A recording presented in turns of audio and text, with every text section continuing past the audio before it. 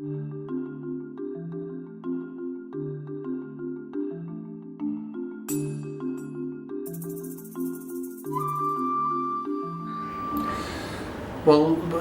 my perception of this beautiful country, Rwanda, was very limited until I met Michael Roux, who's the chairman of the Australian Davos Connection, and who's had a long and passionate love affair, if I can put it, with this country and its people. And that was what got me interested, because I'm good friends with Michael, and when he asked me to become patron of the Australian Davos Connection and come to this country as part of the business team, I accepted with alacrity, and on arrival I was not disappointed, because it is a beautiful country with lovely people, but I think equally as importantly with a government that seems to know exactly what it's doing and has the confidence of the people, primarily because there's little or no corruption within the machinery of government. So in having those conditions of honest, good government,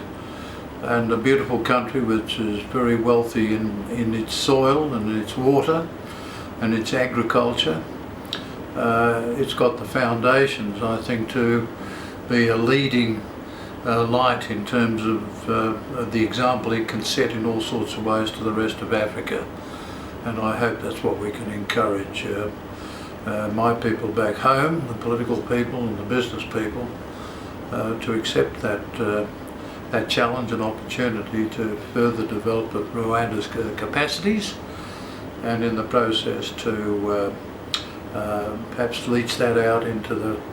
certainly into Eastern Africa and perhaps the whole of Africa.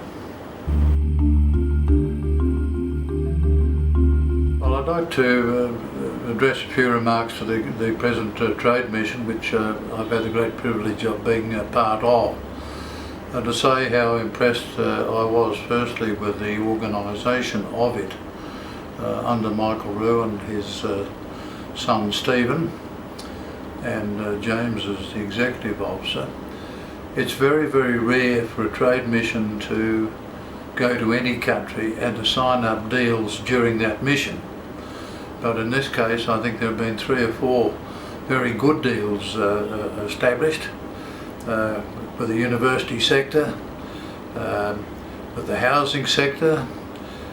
with the health IT sector.